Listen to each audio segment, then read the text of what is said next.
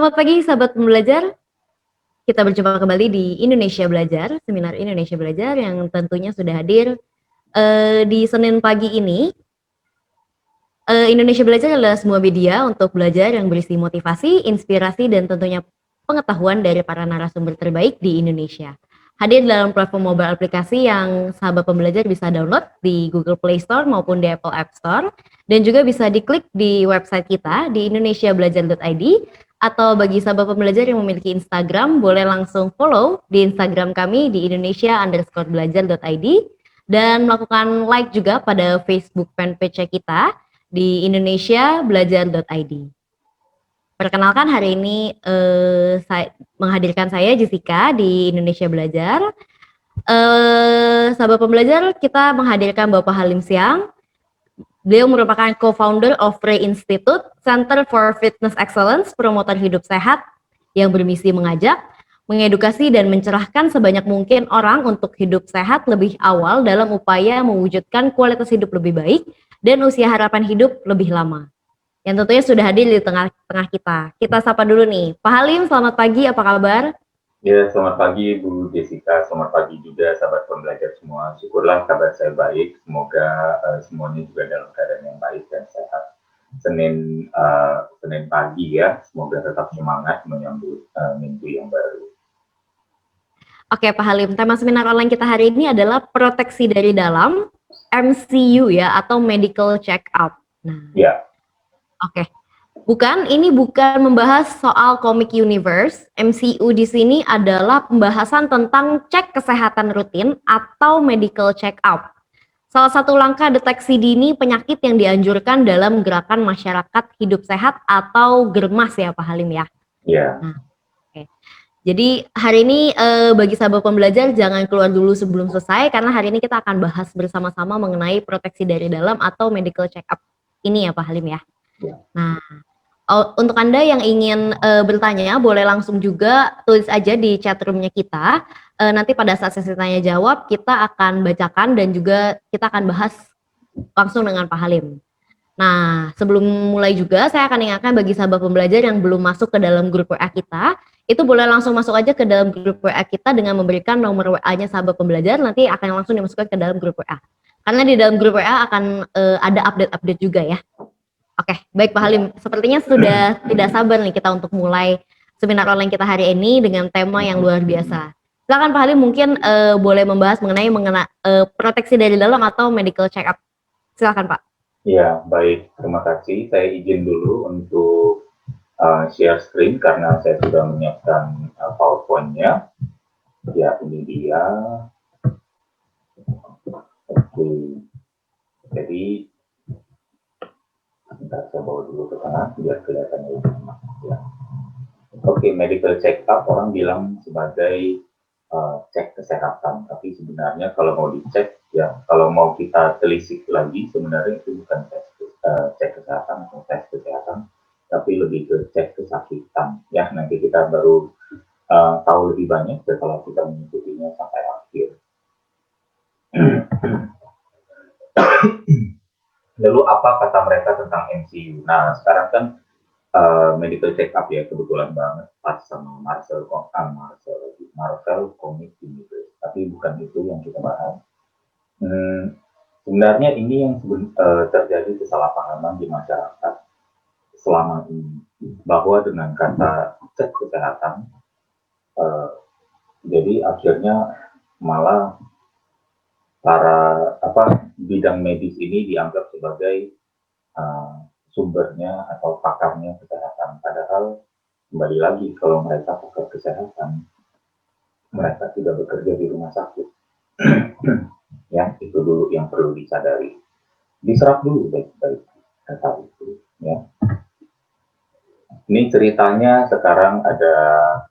Ini saya ambil quote setelah saya temukan beberapa dari website resmi tentunya, tapi saya nggak bisa menyebut ya, karena jangan sampai nanti sayangnya dituntut juga lagi gitu sama asosiasi atau sama ikatannya. Medical check up merupakan suatu tindakan pemeriksaan kesehatan lengkap sebagai usaha preventif. Ini saya quote ya.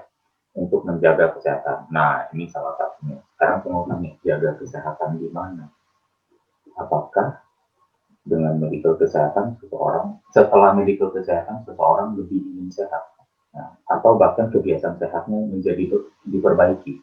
Ya mungkin, tapi kita coba cek lagi nanti ya. Nah, ini bahkan di situs parenting. Nah, moms perlu ingat, kalau mencegah lebih baik daripada mengobati. Nah, ini dia, bahwa medical check up dianggap sebagai satu upaya prevention. Prevention di mana? Apakah dengan medical check up penyakit tidak muncul? Gitu. Itu menjadi pertanyaan juga. Makanya saya bilang salah kaprah sekali di berbagai lapisan masyarakat kita akan anggapan atau pendapat tentang medical check up. Ya, pemeriksaan rutin ini sangat dibutuhkan untuk mendeteksi penyakit sedini. Nah, kembali lagi, gitu. Mendeteksi penyakit berarti penyakit itu tidak bisa dicegah. Karena apa? Kalau muncul ya muncul, gitu loh. Kenapa bilang mencegah lebih baik daripada mengobati? Kayak nggak nyambung gitu antara dua kalimat ini sendiri. Jadi mohon kita membaca nggak sekedar melihat tulisan, tapi kita menyerap juga artinya dan kita bisa kritis di dalam artinya benar atau salah. Bahkan salah satu penyakit pada jantung bisa jadi pembunuh manusia secara tiba-tiba seperti serangan jantung. Namun tenang saja karena dengan medical check up kamu dapat mencegah penyakit dan jantung datang secara tiba-tiba. Ya mungkin secara akut bisa dideteksi, tapi kembali lagi ya.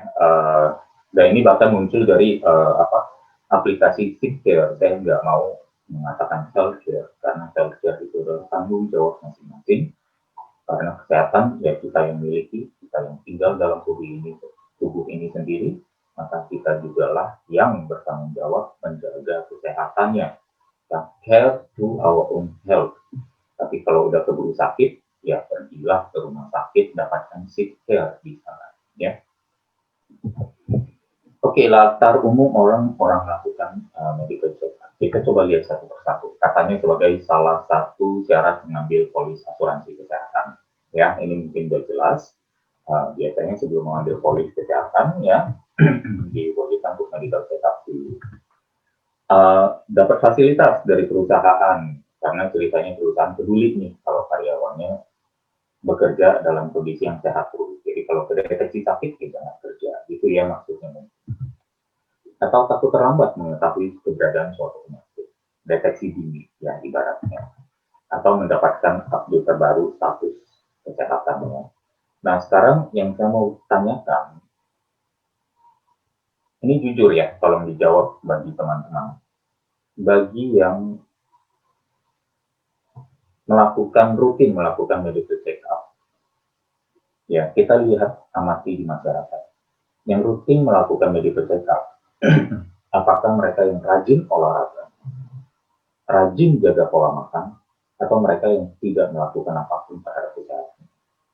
Yang rajinnya merokok, yang rajinnya begadang, yang rajinnya makan segala macam tanpa rem, tanpa filter. Nah, ini kita cermati dulu nih, perilaku si pelaku atau yang suka atau si promotor dari medical check-up. Gitu. Saya pribadi, saya tidak melakukan medical check-up. Bukannya saya sombong, bukannya saya bilang nggak perlu, ya. Tapi nanti kita telisik kenapa. Mari berpikir dengan akal yang sehat. Kita melihat sekarang dari kanan ke kiri, ya. Tapi sekarang kita ceritanya sengaja arah panas saya balik, ya, supaya kita melihat ini akarnya dari mana sih. Kita pasti pertama bilang mengeluhkan rumah kotor dan bau. Kalau misalnya ada masalah atau kondisi keluhan penyakit, ya, sampah menumpuk karena apa? Minim area yang bersih, gitu. Mengapa demikian? Karena suka buang sampah atau buang sampahnya sembarangan, gitu ya, tidak peduli sama kemana sampah itu dibuang. Terus kemudian secara bersamaan nggak suka juga membersihkan rumah. Rumahnya dibiarkan kotor, sudah nggak suka membersihkan rumah, buang sampahnya sembarangan, sampahnya menumpuk, kemudian rumah kotor yang bau dan mengeluh. Yang tinggal di sono, yang buang sampah sembarangan dan yang nggak suka membersihkan mengeluh. dengan akal sehat di sini.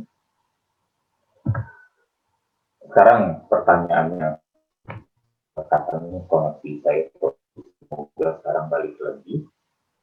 Sekarang pertanyaannya, apakah perlu sanitary check up untuk deteksi dini rumah yang penghuninya suka buang sampah sembarangan dan tidak suka bersihkan rumah? Perlu nggak kira-kira? Atau misalnya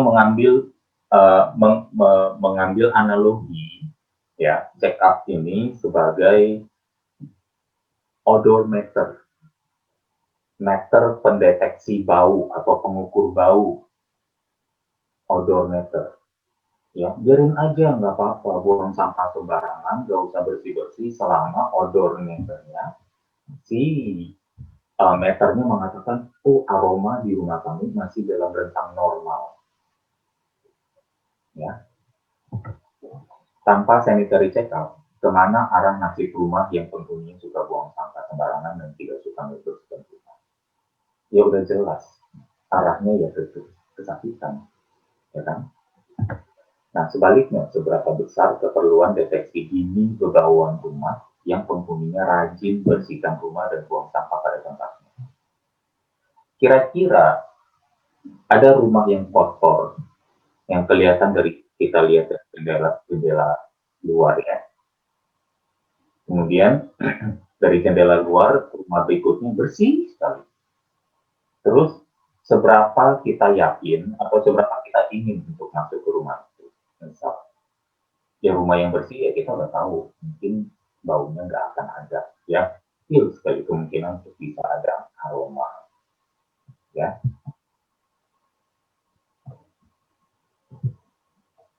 Kemudian yang terakhir, apakah dengan sanitary check up berdampak langsung membuat rumah menjadi bersih, membuat kotor, atau menjadi bersih atau membuat kotor menjauh gitu dan lenyap gitu. Ya itu yang menjadi pertanyaan kita. Kita perlu berpikir sehat di sini. Kira-kira kalau suka dengan yang namanya check up seperti itu dan rutin, ya enggak. Ya dilihat lagi aja perilaku kebiasaan hidupnya sehari-hari. Apakah suka buang sampah sembarangan? Apakah sering dan rajin membersihkan rumahnya sendiri? Kalau udah rajin membersihkan rumahnya, tersinggung nggak si pemilik rumah dibilang, cek dong rumah kamu bau apa enggak? Dia tersinggung. Itu ya, paham ya? Nah, bagi mereka yang tidak suka dengan kebersihan rumahnya, yang menolak untuk membersihkan rumahnya, dan hobi sekali buang sampah sembarangan dalam rumahnya, kalau disuruh cek bau meter, ayo ada odometer, aroma meter di rumah kamu. Kamu harus sering melakukan check up aroma di rumah yang jarang dibuang, jarang dibersihkan. Oh iya deh, terima deh. Siapa tahu nanti terdeteksi awal kita bisa dapat apa? Minta obatnya, minta pewanginya, ya bukan apa? Bukan bersih-bersihnya. Karena apa? Oke lah, kalau panik sekali-sekali mungkin setelah check up aroma, si pemilik rumah agak panik sebentar terus bilang oke deh saya mau bersih-bersih rumah. Baru bersih-bersih halaman rumah aja belum masuk ke rumah udah bilang capek, udah bilang kapok, udah bilang pegel, udah bilang gak enak bersih-bersih rumah ya gitu. Jadi itu yang kita coba pikirkan analogi nih semuanya ya. Jadi tapi saya mengajak semua berpikir secara sehat. Makanya saya nggak akan membahasnya secara direct, tapi kita mengambil analogi dan saya direct di sana. Dan apa yang disarankan saat rumah sudah baru. Dan mana yang dijalankan. Mana yang dipilih untuk dijalankan kalau rumah sudah bau. Kebanyakan orang deh. Karena apa? Base-nya begitu ada rapor merah di odometer, di aroma meter rumah itu. Begitu ada rapor merah, ini ada cek keamisan, ini ada cek aroma sampah, ini ada cek aroma asam, ini ada cek aroma eh, kotoran binatang yang pet yang ada di rumah. Ini ada cek aroma toilet. Terus ternyata ada si aroma amis yang di luar normal. Panik nggak pemilik rumahnya? Panik. Waktu panik, apa yang dilakukan dengan upaya amis ini? Apa obat pewangi yang paling ampuh untuk menghilangkan si aroma amis ini? Kan gitu. Tinggal masukin mulut 3 kali sehari, lebih gampang daripada olahraga. Kan gitu ya. Nah, ini yang perlu kita cek baik-baik. Perilaku kita. Saya nggak bilang salahnya si aromameter check up, tapi saya bilang salahnya ada di perilaku para pelaku check up. Cek aja sendiri. Sekarang kita lihat lagi. Sekarang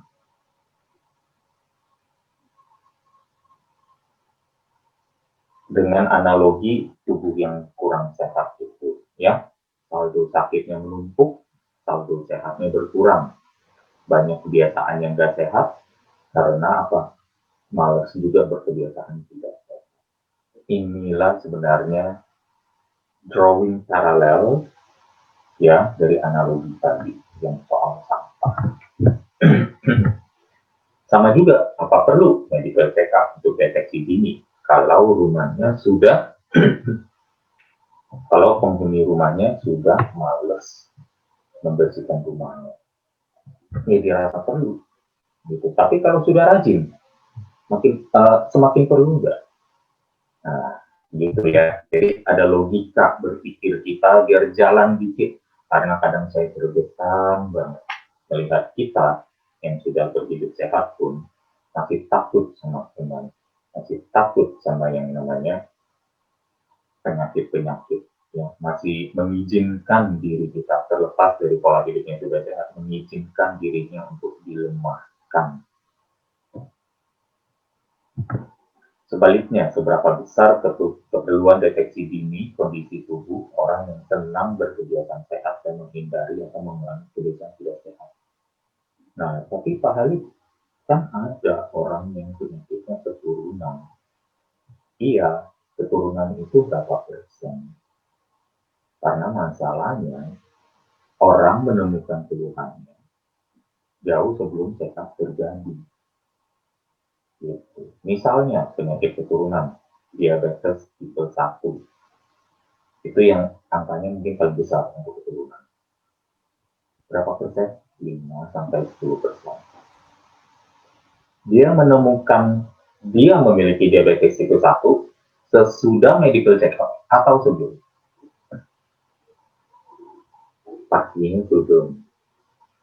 Merasakan gejala di tubuhnya, waktu dicek, oh iya, ternyata saya diabetes tipe 1, gitu kan ya. Jadi ini flow. We talk in details, kita membahas dalam detail. Nah, orang-orang biasanya dia kalau nggak ngecek kesehatan, begitu ngecek dia baru ketemu gitu. Dan tidak ada yang bisa dicegah kalau memang namanya penyakit seperti itu. Tidak bisa dicegah. Tapi keluhan fisik itu sudah bisa diketahui dulu. Gitu loh. Jadi poinnya adalah bagi yang berpola hidup sehat, ya kan, yang kurang beruntung dengan 10% potensi penyakit, 5-10% potensi penyakit keturunan, ya medical check up ini diperuntukkan semua. Itu pun sesudah gejala diketahui. Bukan yang nggak ada gejala nyari-nyari. Beda lagi ya. Apakah dengan medical check up berdampak langsung membuat tubuh lebih sehat dan penyakit menjauh? Sekali lagi, itu kita coba tanya. Gitu. Kan adalah sesuatu yang sangat disayangkan kalau udah ketemu penyakit, ya, baru mau olahraga. Yang kita bilang waktu itu, kalau kita memiliki konsep misalnya sehat, ada bugar di atas, kemudian di bawah sehat. Sehat katanya rentangnya 10 deh, dari 0 sampai 10. 10 ke atas bugar, dari 0 ke bawah sakit. Nah, selama ini kalau pola hidupnya mengurang saldo kesehatannya pelan-pelan sampai mendekati 0, kemudian sampai minus baru mau berolahraga. Ini kondisi yang akhirnya susah. Kenapa enggak waktu dari sehatnya lagi di sini, lagi gampang dan mudah dan murah untuk berolahraga, kenapa nggak dijalankan? Mau tunggu sampai di sini dapat vonis dulu, baru mau melakukan. Kan sayang. Tapi itulah sebagian besar masyarakat. Saya bilang begitu, mungkin nanti saya dituntut sebagian besar masyarakat. Saya kena class action. Tapi nggak apa-apa. Kenapa? Lihat aja berapa persen penduduk Indonesia yang berolahraga. Berapa persen penduduk Indonesia yang merokok. Banyak kan gitu ya. Apa yang disarankan saat tubuh sudah merasa sakit? Nah, itu kembali lagi ya. Saya mohon maaf nih hari ini kalau saya kesannya begitu judes katanya ya. Inilah latar pemikiran dari orang yang melakukan medical check-up. Dia melatarinya dengan saya takut sakit. Ya, kemudian melakukan deteksi reguler mana yang sakit. Medical check-up bukan cek kesehatan. Medical check-up adalah cek kesakitan. Karena yang ditanya selalu mana yang sakit. Begitu ada cek misalnya 10 pengecekan, ya 10 pengecekan. Saat ada 2 yang merah, 8 yang normal, apa yang dilakukan? Lupa sama 8 yang normal, langsung mikir dan panik ini yang merah ini bagaimana dibirukan. Itu saya mencoba masuk ke dalam psikologi dari seseorang yang melakukan medical check-up. Ayo kita evaluasi bersama-sama. Kemana fokus kita berada, di situ energi kita tersalurkan. Kalau kita mencari apa yang salah, sooner or later pasti ketemu. Apalagi latarnya takut sakit, bukan saya suka sehat. Kalau saya suka sehat, saya berolahraga, bukan lagi medical check-up. Nah ini lucu. Setahun bisa medical check-up 2 kali, olahraga belum tentu 2 kali setahun. Jaga pola makan belum tentu 2 kali setahun. Gitu ya. Kalau sudah merah, baru mau berbenah hidup sehat. Kalau sudah ada yang merah, memangnya masih mikirin untuk jaga yang masih biru. Kita kulik nih, kita bedah psikologi, kita bedah human behavior dari suatu proses melakukan medical check-up. Ya. Nah, pertanyaannya, siapa yang kamu datangi untuk memperbaiki hasil merah itu? Pakar kesehatan atau pakar sakit? Lah namanya udah takut sakit, ceknya cek kesakitan. Udah takut kemalingan, cek mulu kemalingannya. Saya hari ini kemalingan gak ya? Saya besok kemalingan gak ya? Aduh, saya 6 bulan lagi masih cek lagi, apakah saya kemalingan? Lah, ketahuan kemalingannya udah 6 bulan kemudian. Tapi rumahnya malu dikunci, jendela dibuka lebar-lebar, menaruh perhiasan barang-barang berharga di dalam rumah. Kan kayak begitu jadinya. Apa yang diberikan kepadamu untuk memperbaiki hasil itu? Dikasih sayur. Malah pas udah cek asam urat, dan asam uratnya tinggi, dibilang jangan makan sayur. Sesuatu yang begitu menyehatkan aja udah ditantang. Terus apa? Makan lagi. Sehari 3 kali. Apa masukan cara berbenah yang kamu terima kepada orang yang kamu datangi itu? Ini kita bicara jujur aja deh. Jujur sejujur-jujurnya. Kalau di sini ada yang pro medical check up, nanti kita diskusi ya. Lewat tanya jawab bisa, lewat chat bisa, ya. Nah sekarang, apa masih ingat untuk melihat yang biru? Atau sudah sibuk dengan yang merah?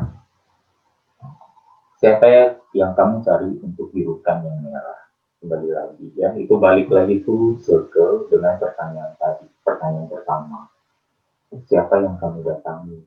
Siapa yang kamu cari untuk minta referral? Begitu ke klinik, begitu melakukan check up, ke klinik mengambil check up itu, atau dikirim hasilnya ke rumah, ketemu yang merah beberapa, nyarinya kemana, ayo, ya gitu aja, sederhana itu. Ya. The usual flow, nah ini dia, ini juga suatu, saya sering banget, saya dari dulu suka bilang ya, melakukan medical check up untuk health insurance sesuatu yang bagus, karena perusahaan asuransi itu juga perlu melindungi dirinya, jangan dapat uh, apa namanya nasabah yang udah sakit baru nyari asuransi gitu ya, jangan tiba-tiba baru 2-3 bulan udah langsung klaimnya banyak-banyak besar-besar gara-gara tidak diketahui kondisinya pada awal. Lalu tapi yang mengerikan di sini justru adalah saat si calon nasabah berusaha menormalkannya dengan obat sampai hasil medical testnya udah sehat mungkin baru di approve.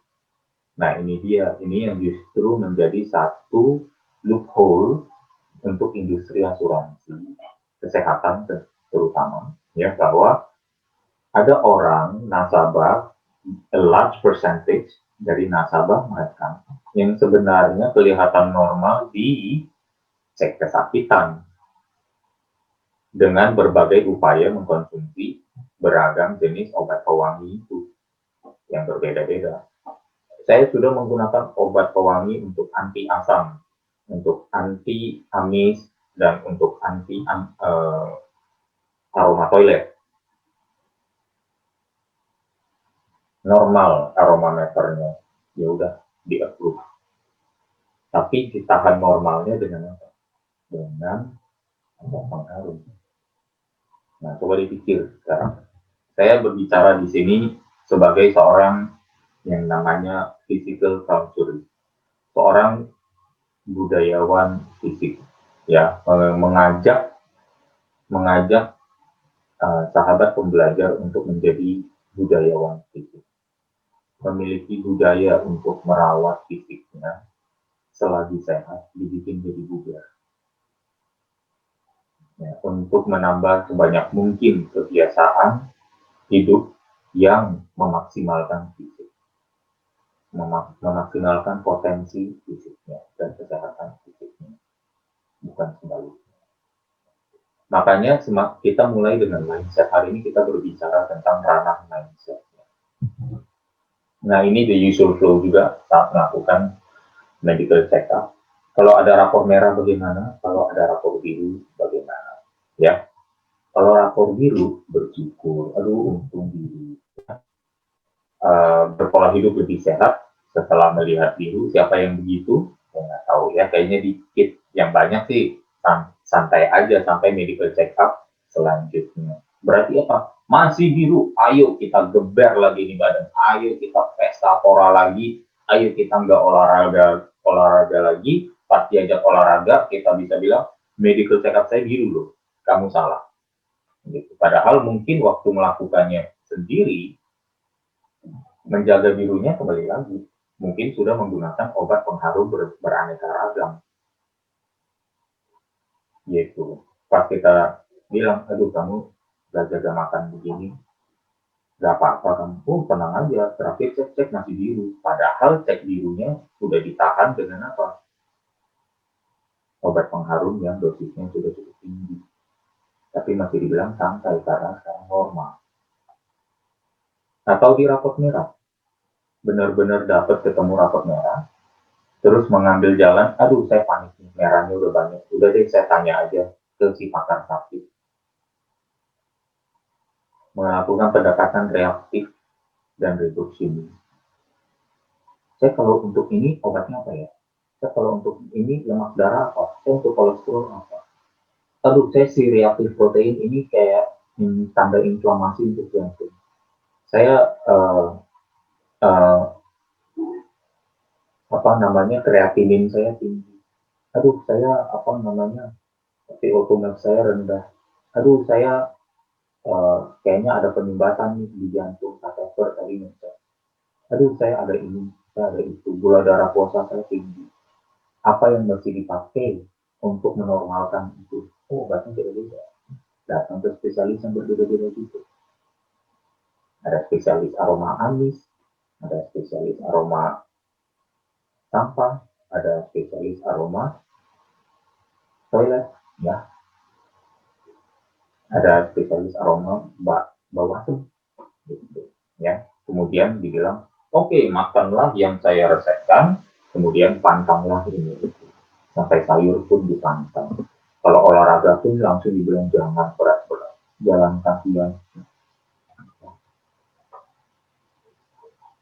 Terus dijalankan, kalau jalan kaki mah sayangnya ngapain, udah nggak usah dikerjain. Ini apalagi musim hujan, ya baru mau jalan kaki, baru pakai sepatu, baru mau keliling komplek, hujan, mendung, nggak jadi ya. Berawal dari takut dan panik, berakhir dengan pantang ini itu perlawanan hati.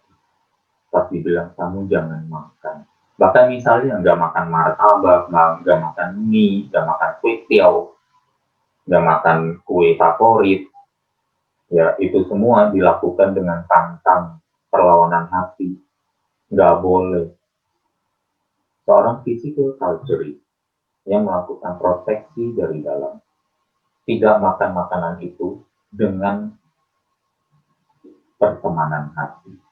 Saya nggak makan ini karena saya tahu harganya mahal untuk kesehatan saya, maka dengan menghindari makanan ini, saya untung banyak. Saya senang saya untung banyak.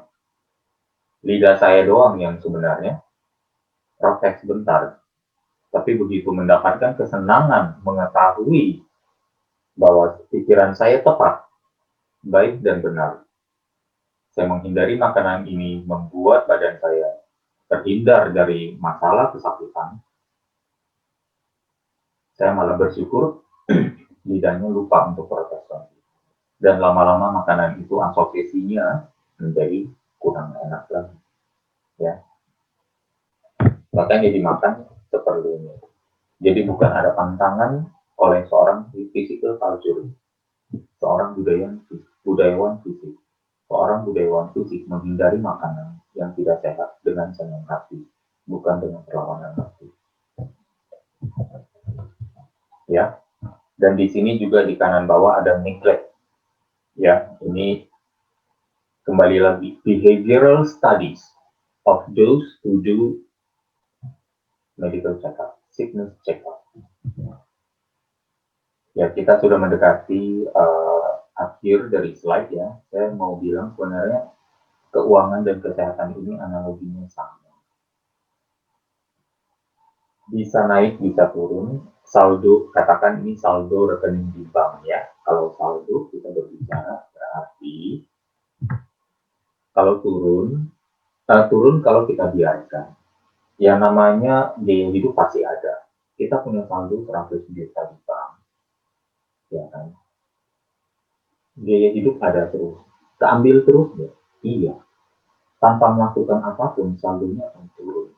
Level kekayaan kita akan turun. Rekening keuangan maupun rekening kesehatan kita, saldo keuangan maupun saldo kesehatan kita, perlu diusahakan sampai konsisten, laju naiknya lebih banyak daripada laju turun. Makanya ada pepatah, jangan besar pasak daripada tiang, lebih baik besar tiang daripada pasak, kan gitu. Dan harusnya kebiasaan untuk menabung saldo ini, selalu merefill saldo ini, tidak mengenal kata berhenti, dan lakukan dengan senang hati. Ya, kebanyakan dari kita orang Indonesia terhadap yang namanya kecerdasan keuangan sudah tinggi sekali. Kecerdasan kesehatan yang seharusnya meminjam analogi keuangan kita pindahkan ke kesehatan saja, itu tuh udah langsung pinter. Tapi tidak banyak yang berpikir demikian. Sekarang saatnya kita berpikir seperti ini dan tularkan kepada lingkungan kita. Ya, ini contohnya. Siapa yang mau datang ke dapur yang di kiri? Siapa yang mau datang ke dapur yang di kanan? Yang lebih bersih, yang lebih teratur. Kalau kita melihat ini dua, mana yang kira-kira ruangannya lebih bau? Nggak perlu dicek, nggak perlu medical check up untuk tahu, nggak perlu aroma check up untuk mengetahui mana yang lebih bau ruangan. Gitu. Paham ya? Bahwa sebenarnya implikasinya semakin kita rajin membersihkan ruangan hidup kita, semakin kita rajin buang sampah pada tempatnya, semakin kecil kebutuhan kita untuk melakukan aroma check up. Ya, dan teman-teman siapapun keluarga kita memiliki kesempatan untuk melakukannya dari before ke after.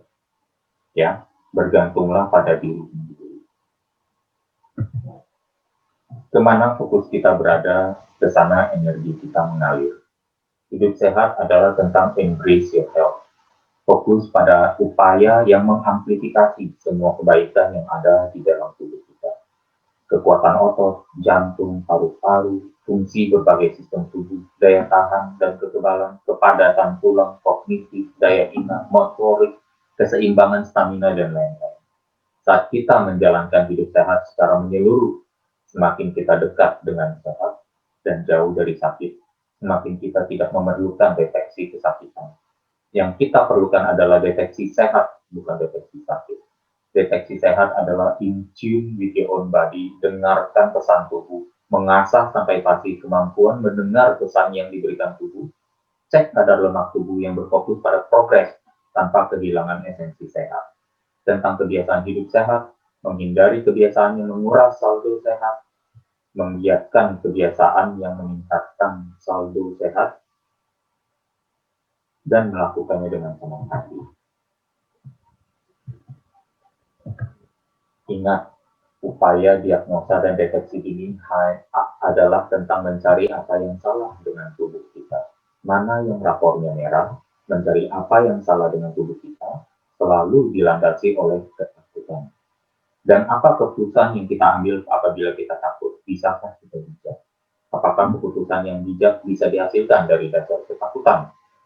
Saat kita fokus pada mencari apa yang salah dalam tubuh kita, secara periodik selalu mencari dan mencari sampai lupa mengoptimalkan apa yang benar dan baik. Cepat atau lambat, fokus kita mencari what's wrong with my body pasti akan dikabulkan. Dan saat berhadapan dengan situasi tersebut, kita sudah tahu kemana arah anjuran diarahkan. Upaya seek care, pendekatan reaktif reduksionis untuk membawa ke rentang normal. Dan kita pun masuk dalam pemahaman kalau sudah di rentang normal berarti sudah aman tanpa teringat lagi esensi tubuh yang sehat. Yang sudah di rentang normal dengan cara memasukkan begitu banyak obat dan obat, sudah normal. Tanpa berpikir obat itu juga ada efek sampingnya. Rumah yang kotor dan bau. Kita tahu solusinya adalah bersihkan rumah dan hentikan kebiasaan mengotorinya. Ini adalah solusi logis yang semua orang pun tahu tanpa harus diajari. Bukan dengan semprot obat pewangi sampai aromameter menunjukkan aroma bau tidak terdeteksi. Karena dalam rentang normal. Sementara itu, sampah dibiarkan terus membunuh, bau akan semakin kuat, dan tak lama kemudian kita perlu dosis obat pewangi yang lebih tinggi lagi. Supaya saat menggunakan aromameter, aroma berikutnya ada dalam rentang normal lagi. Dan siklus pun berulang sampai obat pewangi itu akhirnya menggerogoti si empunya rumah dengan efek samping. Lalu MCU untuk apa? Lakukan kalau ada kebutuhan atau kalau Anda dalam patient population yang membutuhkan secara periodik penyakit keturunan tadi ya. Yang salah bukan MCU tapi latar motif fokus orang yang melakukannya dan keputusan yang diambil setelah melakukannya atau mendapatkan hasilnya. Lalu apa latar yang benar? Gunakan MCU sebagai salah satu momen keputusan beralih ke hidup yang lebih sehat. Pengakuan jujur bahwa rumah sudah cukup kotor dan bau. Saatnya clean up dan hentikan kebiasaan memasukkan jam secara sembarangan. Gunakan MCU sebagai peringatan keras untuk kembali ke pola hidup sehat. Fokus di menambah rapor biru dengan cara-cara mengindahkan esensi sehat. Sampai akhirnya kita sudah memiliki kendali penuh akan kepastian kesehatan kita, maka kebutuhan akan MCU sudah akan menemukan its rightful place, yaitu kebutuhannya semakin jarang sampai tidak terluka, seperti yang sesuai yang tadi saya sampaikan, mengapa saya tidak melakukannya. Bukan saya sombong, tapi saya memiliki absence of doubt terhadap pola perilaku saya sendiri. Saya tidak ragu dengan jalan pilihan hidup saya berkebiasaan membersihkan rumah dan mencegah dan kebiasaan membuang sampah pada tempat dan tidak buang sampah sembarangan. Saya yakin dengan apa yang saya pilih jalan tersebut. Kalau rumah saya rapi, rumah saya wangi, rumah saya teratur, indah, bersih, dan tertata, saya jamin gak ada baunya. Kan seperti itu. Ya, semoga demikian adanya juga ya pola pikir ini bisa diadopsi oleh teman-teman apabila belum. Kalau sudah, keep going, congratulations, you're part of the physical culture yang kami gulirkan untuk Indonesia. Demikian dari saya, mohon maaf apabila ada sedikit kekurangan atau mungkin banyak karena hari ini kedengaran judes. Terima kasih atas perhatiannya, saya kembalikan ke Bu Jessica. Oke, siap. Terima kasih Pak Halim, luar biasa sekali pembahasan kita hari ini ya Pak Halim ya. Pak Halim, sebelum kita mulai ke dalam sesi tanya jawab, ini udah ada beberapa yang komen. Mungkin saya akan sapa-sapa dulu ya Pak Halim ya. Ini udah ada dari Pak Rafael. Semangat pagi Coach Halim and Jessica dan teman-teman semua. Hai Pak Rafael, apa kabar Pak? Terima kasih Pak. Ini pendengar setia kita ya Pak Halim ya. Iya. Ini juga udah ada Ibu atau Bapak Tan Kisung. Good morning all, great job, keep up the great work. Well wishes from IPCTI. Nah, bagi Bu Jessica, sahabat pembelajar melihat ada logo IPCTI selalu di hampir setiap slide ya. Nah, itu adalah afiliasi dari RAI Institute. Kami, Mas Ade Rai, ya, Dr. Tanjung, dengan IPCTI International Professional Coaching Training Institute di China. Base-nya di China, 19 lalu kami melakukan kolaborasi dengan IPCTI dan Pak Tan Kisung ini sahabat baik kami yang menjembatani terjadinya kolaborasi ini. Terima kasih Pak Tan, beliau dari Malaysia nih jauh-jauh ya. Wah, luar biasa sekali. Seminar tadi ini. Terima kasih Pak Tan Kisung yang sudah hadir di dalam seminar ini. Nanti kita mungkin akan bahas lagi mengenai IPCTI ya Pak ya. Oke, ini juga udah ada dari Ibu Yeni. Suara Pak Halim kok kecil ya? Padahal udah full volumenya. Ya, Bu Yeni mungkin volumenya harus dibesarkan kali ya. Iya, kalau volumenya ada beberapa, mungkinnya ada volume di dalam Zoom, mungkin ada volume di komputer juga. Jadi mungkin dua-duanya harus ditingkatkan. Saya nggak tahu dengan teman-teman yang lain, sahabat pembelajar yang lain, bagaimana resepsi terhadap suara saya. Semoga cukup baik. Ini bahkan kabelnya sudah saya dekatkan juga nih, saya sampai ganjil supaya kabelnya lebih dekat dengan ya. Sudah terdengar jelas Pak Halim? Oke, untuk Bu Jessica di office, di studio, suara saya sangat terdengar jelas Pak Halim. Oh iya, baik. Mungkin Bu ini harus menaikkan volumenya sendiri Pak Halim. Oke. Ya mungkin ya. Coba dicari lagi, mungkin ada 2 setting volume.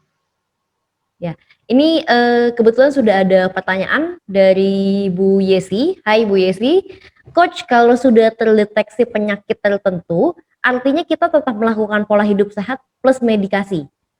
Mungkin ini OOT. Saya ingat dulu Coach Halim pernah bilang menderita MAH yang cukup parah. Bagaimana ceritanya bisa sembuh, Coach? Silakan Coach Halim. Iya, OOT artinya apa ya? Sorry, saya agak kurang kuper nih saya. Ya, Mungkin Bu Yesi? Out of topic. Out of topic. Iya, baik, iya. Kalau ya saya nggak dalam kapasitas lah, tapi tentunya kalau memang udah terdeteksi penyakitnya tergantung penyakitnya apa, kan gitu ya, gitu. Karena kalau penyakitnya memang memerlukan atensi khusus, ya memang mungkin silakan gitu melakukan terapi atau atensi khusus terhadap penyakit tersebut, kondisi tersebut, sambil ya kalau pola hidup sehat ya nggak perlu ditawar lagi, nggak perlu dibahas gitu.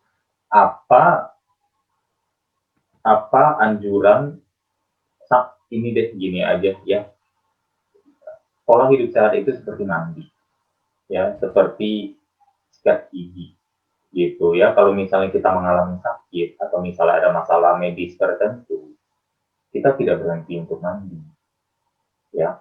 Pun kalau kita berbaring di ranjang rumah sakit pun kita masih mengalami dilap badannya ya, supaya tidak kotor dan bau. Jadi itu sudah merupakan satu keniscayaan, sudah pasti kita untuk menjalankan pola hidup yang sehat gitu. Itu kalau untuk medikasi itu opsional, tergantung dari kondisinya masing-masing ya. Karena kebanyakan penyakit, penting sekali disadari, kebanyakan penyakit yang dideteksi melalui check up ya, itu adalah dimunculkan oleh perilaku yang tadi, yang gaya hidup yang kurang sehat tadi gitu. Kalau memang itu sudah dirapikan dan dibenarkan, penyakitnya menjauh, kemudian tiba-tiba hasil medical check-up-nya itu bagus tanpa harus mengalami pengobatan. Dan saya rasa 90-95% penyakit itu rata-rata akibat ulah sendiri. Penyakit tidak menular kok. 70%, 7 dari 10 kematian masyarakat modern di dunia saat ini melalui studi 25 tahun menyarankan 7 dari 10 kematian adalah penyakit degeneratif yang tidak menular. 7 dari 10 kematian, 70 dari 100 kematian dari penyakit yang tidak menular. Dan penyakit tidak menular ini adalah gaya hidup.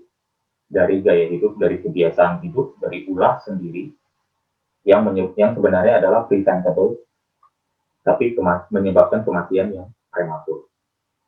Jadi itu yang perlu kita sadari, bahwa 90-95% kasus penyakit tidak menular mengkontribusikan pada 7 dari 10 kematian manusia modern. Ini angka yang besar sekali. Kalau misalnya seluruh dunia tahun 2020 mengalami 1 juta kematian, 700 ribunya itu dari penyakit tidak menular ini. Dari yang penyakit jantung, ya, infeksi saluran nafas akibat polusi, dari stroke, dari kanker, ya, dari metabolic syndrome, dari resistensi insulin, dari diabetes. Penyakit-penyakit tidak menular. Nah, ini yang perlu kita highlight, bahwa bahkan kalau mau dibilang tergantung penyakitnya apa, saya bahkan akan lebih cenderung bilang kalau penyakitnya memang ada indikasi kuat penyakit hereditary atau penyakit keturunan yang memang sulit disembuhkan, atau penyakit autoimun mungkin. Yes, mungkin perlu. Bahkan autoimun aja saya yakin dalam berbagai upaya untuk penajaman mindset kita, autoimun pun bisa atau dengan upaya-upaya alami, autoimun pun bisa ditangani dengan baik. Jadi sekali lagi, saya mungkin tipe orang yang menganggap medikasi itu sebagai upaya terakhir dan peranannya bagi saya kecil secara pribadi, ya. Jadi bukan satu hal yang kalau saya pribadi akan anjurkan sebagai upaya pertama dan utama, itulah. Semoga terjawab dulu. Kalau untuk dulu saya penyakit MAS yang cukup parah, saya sembuhnya ya makan teratur. Saya nggak pernah makan obat lagi. Saya pernah coba makan obat sampai terus dapatnya apa? Begitu saya berhenti sakitnya muncul lagi. Tidak ada gunanya. Gitu. Jadi saya mengatur pola makan saya.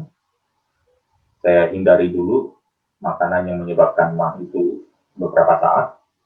Misalnya kopi, teh, dan makanan pedas. kemudian saya make sure saya makannya lebih telaten, ya, lebih hancur makanannya, tidak terburu-buru. Berarti saya memberi waktu makan saya sedikit lebih panjang, tidak buru-buru lagi. Dulu saya 15 menit kelar, sekarang saya mungkin 30 menit, 40 menit, saya beri waktu yang cukup panjang untuk bisa mengunyah makanan saya dengan lebih baik. Makan lebih teratur, ya kembali lagi analisanya selalu mencari sampai ke pangkal, ke akar masalah, penyebabnya apa, saya perbaiki di sana dan terbukti. Nah, saya sampai saat ini sudah tidak muncul, dan bahkan saya sudah menjalankan intermittent fasting selama setahun terakhir dengan durasi minimum rata-rata 15-16 jam. Dan nggak apa-apa juga. Saya pernah intermittent fasting sampai 24 jam, masa saya juga tidak kambuh. Gitu ya.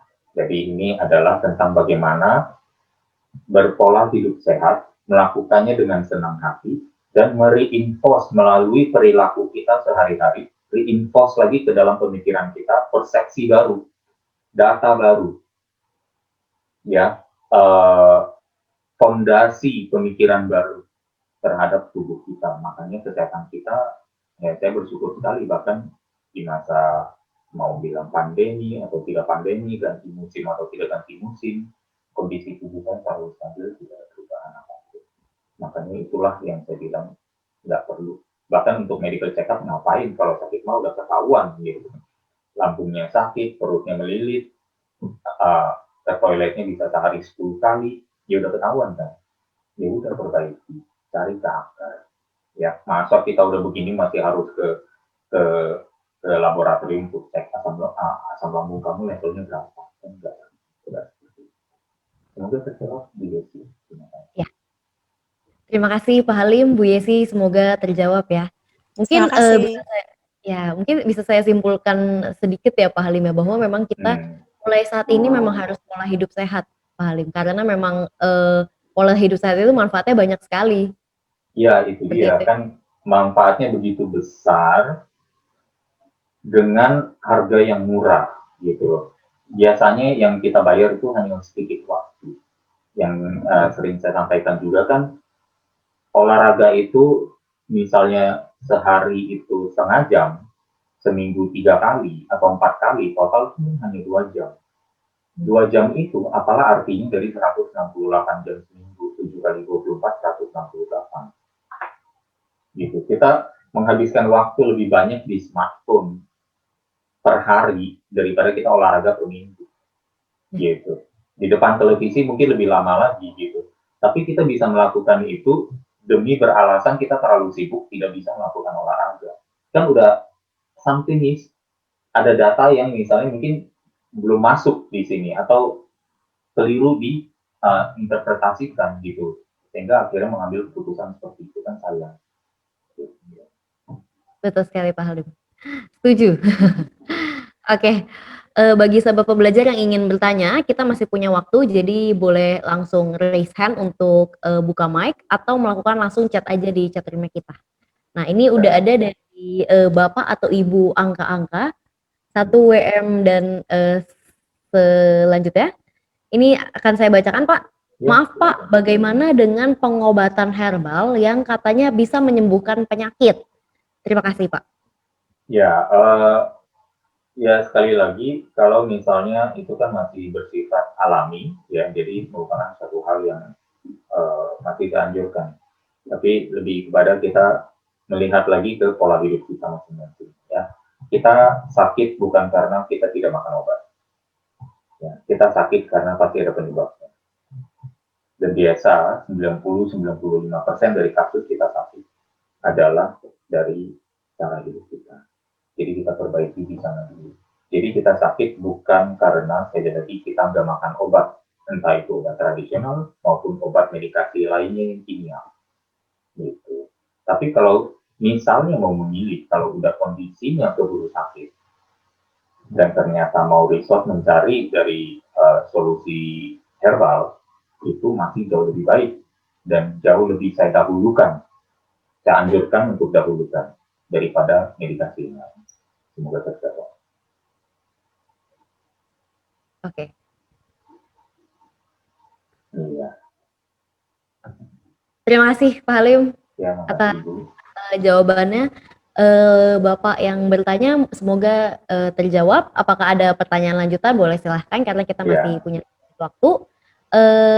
Pak Halim, mungkin Pak Halim boleh memberikan motivasi sedikit ya Pak Halim ya, untuk kita memulai pola hidup sehat untuk dari saat ini. ya, baik Bu Jessica, sebenarnya ini yang sudah dijalankan ya dari dulu untuk berusaha memberikan masukan-masukan, data-data baru gitu. Keputusan kita berdasarkan pada informasi yang masuk ke dalam pikiran kita atau otak kita. Ya, itu berarti apa keputusan yang kita buat sangat tergantung kepada kekayaan hasanah wawasan yang masuk dan mengisi pikiran kita. Dan itu yang menjadi dasar referensi untuk membuat keputusan. Jadi pilihlah pengetahuan yang baik. Pilihlah pengetahuan yang tepat arahnya. Pengetahuan ada yang tidak tepat arah, ada yang tepat arah. Nah, ini pengetahuan tepat arah lah yang kita perlu cari. Fokuslah ke sana, ya. Selalu carilah di akar permasalahan. Biasanya ada selalu ulah dari diri kita sendiri, ya. Uh, Sangat mudah sederhana. Kalau misalnya untuk bilang mau berolahraga atau apa ya untuk motivasi, saya rasa tidak perlu karena apa? Kembali lagi, itu olahraga itu untuk pemula pasti tidak menyenangkan. Ya, dapatnya apa? Keringetan, bau asem, harus kalau udah melakukan harus keramas lagi, terutama untuk wanita ya, gitu. Kemudian sesudahnya pun badan pegel-pegel bisa berhari-hari, ya sangat mengganggu kualitas tidur. Bukan hal yang menyenangkan, jadi saya nggak bisa memberikan motivasi di sana, gitu. Tapi yang saya anjurkan adalah, ayo sadari dulu bahwa satu, badan kita memiliki kemampuan beradaptasi yang luar biasa. Sesi pertama, sesi kedua pegel, selanjutnya rasa pegelnya hilang atau berkurang. Mengapa? The challenge tetap sama, but you get stronger. Kita semakin kuat. Jangan kecilkan atau bahkan lupakan atau bahkan tidak mengetahui sampai tidak mengetahui bahwa kita memiliki kemampuan itu, kemampuan beradaptasi dari waktu sakit. Maksudnya dari olahraga sampai pegel sampai lama-lama pegelnya hilang. Gitu. Ini screen saya berhenti, semoga bukan dari koneksi saya. Iya. Terdengar Pak Halim? Ya, kedengaran ya. Ya, kedengaran Pak. Ya, jadi lakukan olahraga, lakukan pengaturan pola makan sampai kita menikmatinya. Awal-awalnya hanya proses adaptasi yang kurang menyenangkan, tapi percayalah, surrender, submit to your ability, ya, untuk beradaptasi, menyesuaikan diri, ya. Dan ketahui bahwa ini nggak akan sia-sia karena profitnya terlalu besar untuk hal yang dibayarkan. Jadi saya nggak bisa untuk bilang memotivasi lebih dari itu. Gitu. Nah, semua akhirnya harus berbalik pada referensi yang kita masukkan. Ya, hati-hati dengan informasi yang begitu gampang tersedia untuk kita. Hati-hati dengan informasi yang begitu gampang tersedia untuk kita. Misalnya apa? Menyalakan televisi, berita. Gitu ya. Menyalakan televisi, update korban keterjangkitan kuman baru. Ya. Atau buka HP di sosial media, berita-berita yang ada, ya, itu not entirely true. Lebih baik mencari yang lebih tepat. Jadi memang inilah tantangannya. Di area lautan informasi zaman sekarang, banyak yang namanya informasi yang keliru. Ya, bahkan saya pernah mendengar juga sang Buddha pernah bilang, sebenarnya beliau berjalan dengan muridnya ke dalam hutan. Di dalam hutan itu kan banyak daun. Nah, Sang Buddha memungut daun dari lantai dan dalam genggaman. Sang Buddha mengatakan, ya, ada daun-daun di hutan ini merepresentasikan dharma atau pengetahuan yang ada di seluruh alam semesta. Ya kan? Daun di genggaman ini tidak ada apa-apanya dalam hal jumlah terhadap jumlah daun di dalam hutan. Tapi kamu cukup mengetahui pengetahuan yang ada dalam genggaman daun ini, genggaman tangan ini, dan kamu sudah bisa terbebaskan. Kamu sudah bisa mencapai yang namanya liberation.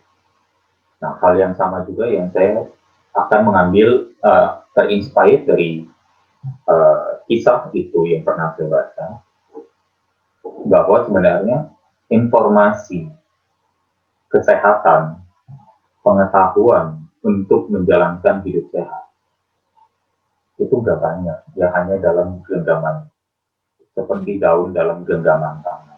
Informasi yang tepat, tapi informasi ada banyak di luar sana, seperti jumlah daun di dalam hutan. Dan tidak semuanya benar, tidak semua, kalaupun benar, tidak semuanya itu ditemukan. Nah, gitu. Jadi, semoga saya memainkan peranan kecil untuk mempresentasikan daun yang ada di dalam genggaman. Siap, Pak Halim, terima kasih banyak.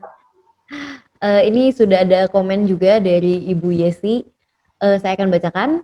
Menjaga mindset ini yang tidak mudah di tengah arus info yang sangat deras. Ya, ini sama seperti yang tadi Pak Halim sampaikan juga ya. Sayangnya pikiran kita tuh sering fokus ke info-info yang sering bikin hati ciut. Hati ciut-ciut. Dan hal tersebut yang sering dibahas. Nah, iya. Mungkin memang kita harus melakukan sortir kepada info yang kita dapat ya Pak Halim ya. Nggak bisa semuanya kita langsung telan aja seperti itu. Ya, cukup mengetahui bahwa sebenarnya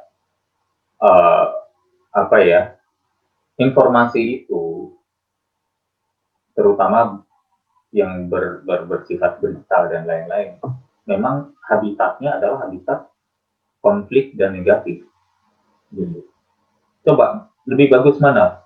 Pemberitaan Indonesia damai, Indonesia sehat dan kuat.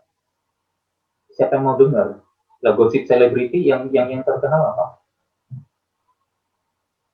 Ya video 19 detik lah, ya perceraian lah, perselisihan antara selebriti A dengan selebriti B lah, selebriti A terjerat kasus hukum lah, tertangkap narkoba lah, kan itu semua gitu. Ranah dan habitat, ya alamnya berita itu ya di sana.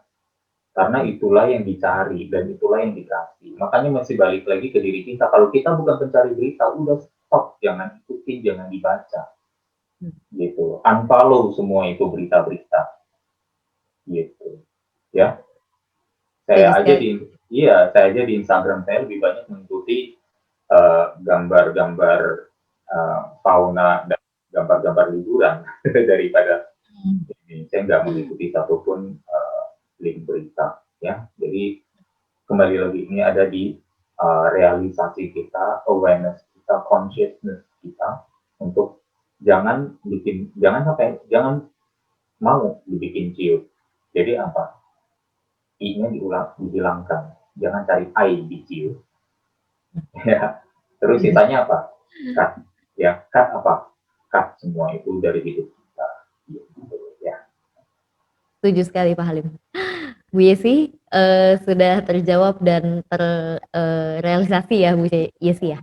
Nah ini udah ada beberapa komen juga dari Pak Junus yang tepuk tangan. Terima kasih Pak Junus sudah hadir di tengah kita. Ini juga udah ada dari Pak Riki. Terima kasih untuk semua informasinya Coach Halim. Salam sehat selalu. Terima kasih juga Pak Riki. Oke, bagi sahabat pembelajar jika ingin bertanya silahkan. Apabila sudah tidak ada, mungkin kita sudah waktunya nih Pak Halim. Terima kasih Pak Halim sudah hadir di seminar online di Indonesia Belajar. Terima kasih juga bagi sahabat pembelajar yang sudah hadir di tengah kita. Jangan lupa minggu depan kita akan kembali lagi bertemu dengan Bapak yang luar biasa ini yaitu Pak Halim, di jam yang sama hari Senin jam 10 dan jangan lupa bagi sahabat pembelajar yang belum, masuk ke dalam grup WA kita, boleh langsung masuk karena nanti, materinya pun juga akan dikirimkan oleh Pak Halim ya, Pak Halim ya? Iya, Oke, mungkin, Pak Halim ada satu closing statement untuk tema kita hari ini, silakan Pak Halim. ya, baik, terima kasih Bu Jessica, terima kasih sekali lagi sahabat pembelajar. Eh, Semoga apa yang disampaikan nanti yang ini bisa diserap ya dan menjadi apa yang kita yakini. Semoga juga sebenarnya ya saya telah menjalankan apa yang tepat yaitu memberikan informasi yang ada dalam genggaman tangan atau daun seperti daun yang ada dalam genggaman tangan itu. Jadi uh, ini yang saya yakini minimal apa sejauh ini sih ya saya bersyukur kondisinya baik-baik ya dengan kesehatan saya sehingga mengkonfirmasi lagi apa yang saya pelajari, apa yang saya jalankan dari apa yang saya pelajari itu tepat adanya dan bisa beruntung sekali saya bersyukur bisa membagikan pada teman-teman semua. Ya, pola hidup sehat sekali lagi untungnya terlalu besar untuk tidak dijalankan. Makanya sudah disampaikan juga kesehatan adalah keuntungan terbesar. Quotes-quotes yang ada juga seperti health is the greatest wealth, ya. Kemudian ada juga ya seperti yang tadi bahwa sebenarnya kita bisa analogikan kecerdasan keuangan, kita ambil paralelnya untuk kita transfer ke kecerdasan kesehatan. Maka kalau kita sudah mengambil analogi itu, banyak sekali yang perlu dirubah, kita jujur, terimalah, dan kita ubah. Ya, terima kasih atas perhatiannya. Mohon maaf sekali lagi apabila ada yang kurang berkenan. Kita ketemu lagi semoga minggu depan. Ya, semoga semuanya sehat-sehat terus. Have a great week. Have a great week ahead. Thank you. Terima kasih Pak Halim, luar biasa sekali. Saya ucapkan terima kasih sebanyak-banyaknya karena Pak Halim ini memberikan banyak informasi dan tentunya sangat mempengaruhi hidup kita Pak Halim. Oke, bagi sahabat pembelajar mungkin boleh buka mic-nya kita sampaikan terima kasih kepada Pak Halim sama-sama. Terima kasih, sampai jumpa minggu depan. Stay safe, stay healthy. Terima kasih. Terima kasih Pak Halim. Terima kasih Mbak Jessica. Sehat-sehat selalu ya. Terima kasih Mbak Jessica. Semuanya. Terima Salam kasih Pak buat Halim. keluarga ya. Makasih Bu Jessica. Saya izin live ya. Nanti kita ketemu. Iya, Pak Halim. Terima kasih.